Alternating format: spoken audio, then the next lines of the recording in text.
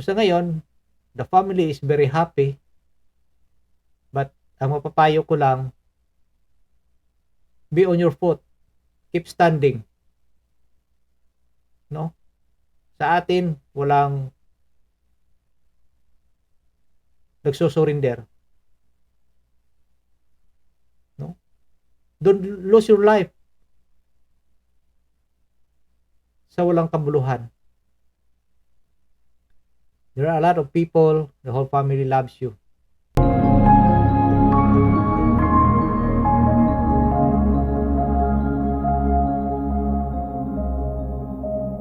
Lenten prayer.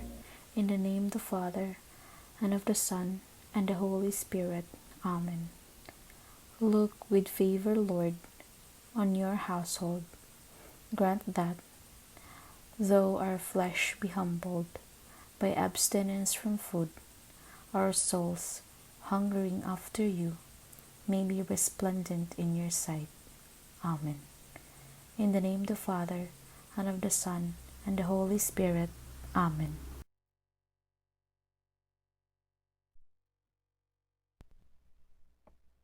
Ang mabuting balita ng Panginoon ayon kay San Juan, Kapitulo 12, versikulo 20 hanggang 33.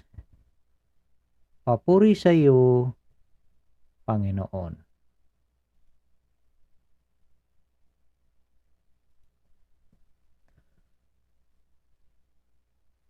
Noong panahong iyon, kabilang ang ilang Griego sa mga pumunta sa pista upang sumamba. Lumapit sila kay Felipe na taga Betsaida, Galilea at nakiusap, "Ginoo, ibig po naming makita si Jesus." Sinabi ito ni Felipe kay Andres at silang dalaway lumapit kay Jesus at ipinaalam ang kahilingan ng mga iyon. Sinabi ni Jesus, "Dumating ng oras upang parangalan ang anak ng tao. Tandaan ninyo, malibang mahulog sa lupa ang butil ng trigo at mamatay, mananatili itong nag-iisa. Ngunit kung mamatay ito'y mamumunga ng marami. Ang taong labis na nagpapahalaga sa kanyang buhay ay siyang mawawala nito. Ngunit ang napupuot sa kanyang buhay sa daigdig na ito ay siyang magkaroon nito hanggang sa buhay na walang hanggan. Dapat sumunod sa akin ang naglilingkod sa akin, at saan man ako naroroon ay naroroon din ang aking lingkod. Pararangalan ng Ama ang sinumang naglilingkod sa akin." Ngayon ako'y nababagabag. Sasabihin ko ba, "Ama, iligtas mo ako sa kahirapang daranasin ko"? Hindi, sapagkat ito ang dahilan kung bakit ako naparito, upang danasin ng kahirapang ito. Ama, parangalan mo ang iyong pangalan. Isang tinig mula sa langit ang nagsabi, "Pinarangalan ko na ito at muli kong pararangalan." Narinig ito ng mga taong naroon at ang sabi nila, "Kumulog." Sabi naman ng iba, "Nagsasalita sa kanya ang isang anghel." Sinabi ni Jesus, "Iparirinig ang tinig na ito dahil sa inyo, hindi dahil sa akin. Panahon na upang hatulan ang sanlibutan. Itataboy ngayon sa labas ang pinuno ng sanlibutan ito. At kung ako'y maitaas na, ilalapit ko sa akin ang lahat ng tao." Sinabi niya ito upang ipakilala kung paano siya mamamatay. Ang mabuting balita ng Panginoon. Pinupuri ka namin, Panginoong Hesukristo. Isang mapagpalang Fifth Sunday po sa Oblent sa ating lahat. Kamusta po ang linggo natin? Una-una po sa lahat, ako po'y nagpapasalamat sa ating, Poong May Kapal sa pagkakataong ito na ipinagkaloob niya po sa atin upang tayo po ay makapagbahagi ng kaniyang mabuting balita. At ako po'y nagpapasalamat sa lahat natin ng mga masugid na mga taga-subaybay, sa lahat natin ng mga subscribers, sa lahat ng mga sumusuporta sa ating munting channel na ito. Marami pong salamat, sa inyo. Sa nag-unsubscribe, marami ding salamat sa, iyong pananatili, dito sa amin. Sana naway, nasa mabuti po kayong kalagayan. So mga kapatid, sana nakapagsimba tayong araw na ito ng Linggo. So nalalapit na ang Holy Week, ano? So sana'y nakapag-prepare na tayo for this season of Lent, preparedness, for the enrichment, for the cleanliness of our soul. Magbibigay lang ako ng aking, munting reflection, sa gospel natin sa araw na ito, March 17, 2024, Linggo, 5th Sunday of Lent. Sir, we would like to see Jesus. Tayo ba kailan nagtanong or nagsusumikap na makita ang ating Panginoong Hesus? May panahon ba tayo para saliksikin, hagilapin ang ating Panginoong Hesus? Mga kapatid, ang ating Panginoong Hesus nandyan lang eh. Actually, kung gusto siya makitang personal, every mass sa simbahan, nandoon ang ating Panginoon. Hindi mo lang siya makikita, matatanggap mo pa siya. But then, in our life, dahil busy tayo, pinag-abalahan natin itong mundong ito, wala tayong panahon, so hindi natin nakikita ang Panginoon. Hindi natin siya makakasama. Kung gusto natin siya makita, although that He is there, but iba kung matanggap natin siya. Lalo na araw-araw, bago ka magsimula ng trabaho mo, kung pwede lang, pwede mo siyang tanggapin, pwede mo siyang makasama na. He is with you every day, no? Kung impossible naman, linggo pwede na.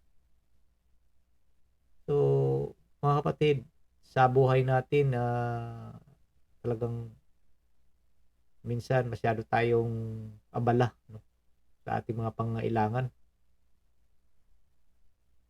Masyado yung busy. Para tayong mga mga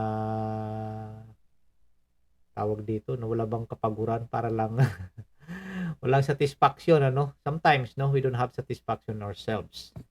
And then, kung titingnan natin itong sinasabi ng ating Panginoon na trigo, no, of course yung binhi, di ba? Kung hindi mahulog sa lupa yan, hindi tutubo yan. Kung talagang mo lang dyan, nakalagay lang sa isang lalagyan, hindi magiging plants yan or anything, no? So, kailangan mahulog, mamatay, and then tutubo at mamunga, no? Marami.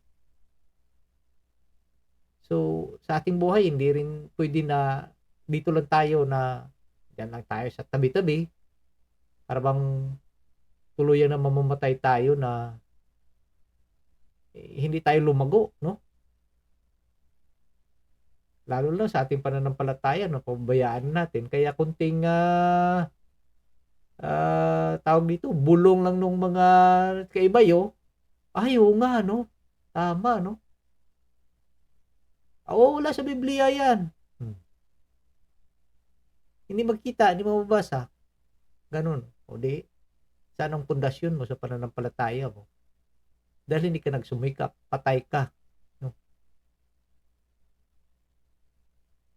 Patay ang sarili mo dahil hindi mo sinikapang mabuhay o magparami sa iyong pananampalataya. At pagdating ng panahon ng kunting problema lang, kaibigan,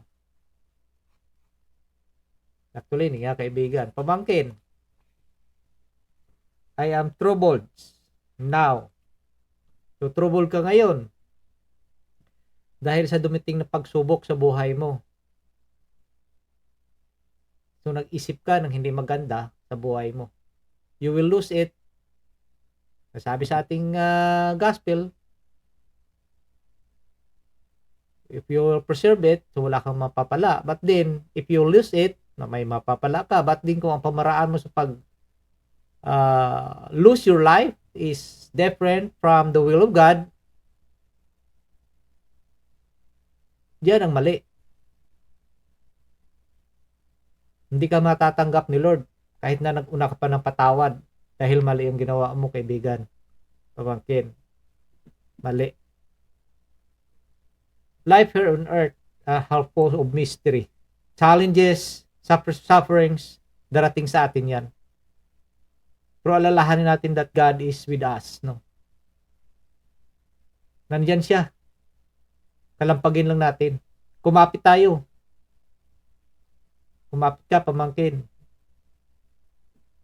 Lahat ng bagay, materials man yan, kung ano man yan ang problema, mawawala yan. At itong panahon, pagsubok, hindi mo alam, dumadamay sa pighati mo ang Panginoon. Inaantay lang niya na bumalik ka sa Kanya. Siguro, kailangan this Lent season, linisin natin ang ating sarili. No? Para magiging effective, no? Yung communications natin sa ating Panginoon. So sa ngayon, the family is very happy, but ang mapapayo ko lang, be on your foot, keep standing. No? Sa atin, walang nagsusurinder. No? Don't lose your life sa walang kabuluhan. There are a lot of people, the whole family loves you. So, kung gawin yan. So, wherever you are right now, I'm praying for you. Heads up. Look to our Lord. Nandyan lang siya. Handang lumabay sa iyo.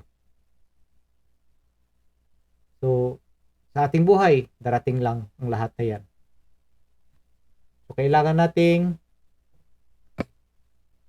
umalis sa ating kinaroroonan para po tayo ay mamunga ng masagana. And I would like to share these words. Participation in the communal celebration of the Sunday Eucharist is a testimony of belonging and of being faithful to Christ and to His church. The faithful give witness by this, their communion and faith and charity. Together, they testify to God's holiness and their hope of salvation. They strengthen one another under the guidance of the Holy Spirit. From the Catechism of the Catholic Church 2182. So yun po, marami pong salamat at ina-acknowledge ko yung lahat ng mga nanonood at sumusubaybay at sa manonood pa ng mga videos natin, lalo na rin reflection natin ito sa YouTube at sa Facebook. Marami pong salamat sa inyo sa inyong pagsama sa amin. Lahat ng mga bago nating subscribers, sa mga sumusuporta sa ating munting channel na ito, marami pong salamat sa inyo. I am lifted up from the earth, I will draw everyone to myself. So sa muli, marami pong salamat at naway ang Panginoon ay gagabayan po tayo sa ating araw-araw na pamumuhay at ilayo po tayo ang lahat ng membro ng ating pamilya sa anumang kapahamakan at naway ang banal na espiritu ay gagabayan po tayo. So marami pong salamat at wag lang po nating kalimutan na kumapit lang po sa patalim ang salita ng ating Panginoong Hesukristo. God bless po everyone at manalangin po tayo. Sa ngalan ng Ama, ng Anak, ng Diyos Espiritu Santo. Amen. Spirit of wisdom and understanding, enlighten our minds to perceive the mysteries of the universe in relation to eternity. Spirit of right judgment and courage, guide us and make us firm in our baptismal decision to follow Jesus' way of love. Spirit of knowledge and reverence, help us to see the lasting value of justice and mercy in our everyday dealings with one another. May we respect life as we work to solve problems of family and nation, economy and ecology. Spirit of God, spark our faith, hope, and love into new action each day. Fill our lives with wonder and awe by your presence, which penetrates all creation. Amen.